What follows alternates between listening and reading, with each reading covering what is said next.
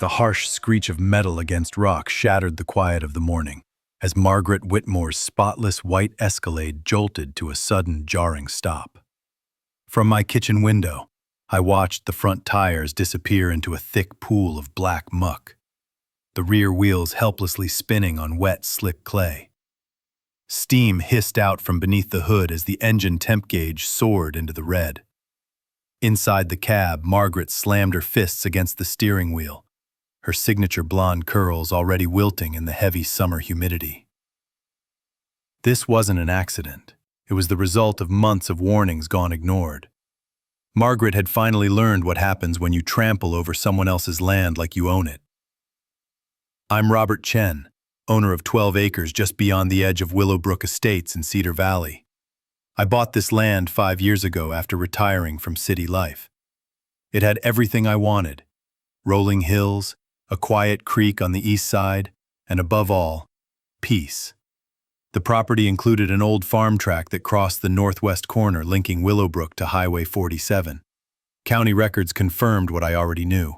It was a private access road, never intended for public use. For 3 years, everything was calm. The neighbors respected my boundaries and stuck to the subdivision's official entrance. The detour took maybe 2 extra minutes. But when Margaret Whitmore became HOA president, that all changed. Margaret was a walking contradiction, tiny in stature, but commanding like a general. She had the polished charm of a diplomat and the entitlement of a monarch. It was a Tuesday in March when I first caught her using my road. I was out by the fence line when her SUV barreled down the dirt track, flinging dust into the air. She didn't even glance at me, just sped past, phone glued to her ear. At first, I thought it was a one-off. By the following week, it was a twice-a-day routine. 7:15 in the morning, 5:45 in the evening, like clockwork. I later found out she was shaving 3 minutes off her commute to her job as a regional sales manager at a pharmaceutical company. I started with courtesy. One evening, I walked up to her elaborate Mediterranean-style home. She answered in designer athleisure wear that had never seen a treadmill. I calmly explained that the road was private and asked her to stop using it. She looked me over like I'd tracked dirt onto her white carpet. "I'm the HOA president," she said. "I don't have time for unnecessary detours." Then she mentioned easement rights and hinted she'd be doing her own research. That was the last shred of civility. From that point on, she not only kept using the road, she sped up. One morning she clipped a fence post, taking a turn too sharply, and didn't even stop. I found the damage myself hours later. Splintered wood and deep tire grooves in the grass. I responded by installing no trespassing signs, big, clear, and posted in 3 spots. The next morning one was flattened in a ditch, tire tracks leading right over it. I started collecting evidence, videos, time-stamped photos, and filed a report with the sheriff. They told me enforcement was tricky without a gate. I mailed Margaret a certified letter. She signed for it and ignored it. Then came the final straw. One wet Thursday morning, I found deep ruts carved through the grass near the creek, where she'd torn up the land. Worse, she'd busted an irrigation pipe I'd laid for my vegetable garden. Water was flooding the area, turning it into a swamp. I called my attorney, Jennifer Patel. "You're well within your rights," she said. "Just don't create any traps." That weekend, I got to work. I smoothed out the road with my tractor, making it look freshly graded and inviting. Then in 3 key spots, I dug shallow pits, 18 inches deep, 6 feet wide, filled with clay and water. They looked solid but were really soft pits waiting for weight to break through the dry surface. Near the creek, I redirected some of the irrigation flow to keep the soil perpetually soggy. Next came the motion-triggered sprinklers, technically for my new grass seed. Industrial grade, they blasted 30 feet in all directions. I lined the path with decorative boulders, just tight enough to force slow, careful driving.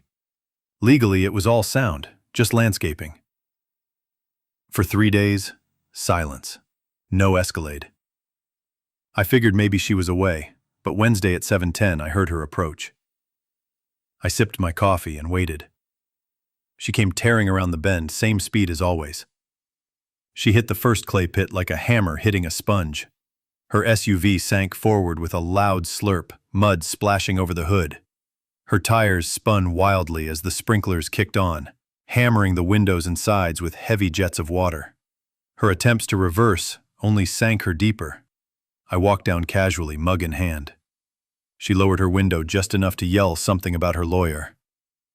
I reminded her, calmly, that she was trespassing. She fumbled with her phone, trying to call someone, but the spot's weak signal betrayed her. 20 minutes passed. Eventually, she reached a tow truck. When the driver arrived, he took one look and refused to touch the car without permission from the landowner. I declined, citing liability. Margaret called 911, claiming I was holding her hostage. Deputy Martinez arrived within 15 minutes. He knew the situation. He'd handled my earlier complaints. After surveying the scene, he issued her a criminal trespass citation and documented the damage to my pipe and property. The tow truck driver returned only after Margaret signed a waiver. It took a heavy-duty winch and nearly 2 hours to pull the Escalade free. By then, her bumper was cracked, mud coated the undercarriage, and the engine was making a distinctly expensive sound. The tow bill alone? $800. But the real blow came next. Martinez explained that trespassing carried up to a $1,000 fine, and the destruction of property opened her to civil penalties. Repeat offenses could even lead to jail. Her face drained of color as it all sank in. News of the incident spread through Willowbrook like wildfire. Many neighbors had grown tired of Margaret's tyrannical HOA reign. A special board meeting was held within the week. Misusing her position to break laws was deemed unacceptable. The vote was unanimous. Margaret was removed from the board and stripped of her title. I wasn't done. Jennifer filed a civil suit for the irrigation system, landscaping damage, and the busted fence, $3,200 in all. Margaret spent another $5,000 defending the criminal charge. She lost. The court ordered her to pay $1,500 in fines and complete 40 hours of community service. Her job didn't survive either. An anonymous neighbor sent the police report to her employer. An audit of her travel logs showed she'd been misrepresenting work hours. She was fired for cause. The 6-figure salary and company car? Gone. I watched her in court as the judge read the sentence. Her carefully curated persona cracked like the bumper on her SUV. Tears streamed down her face, dragging black mascara trails across her cheeks. Some lessons cost more than money. Margaret learned hers the hard way.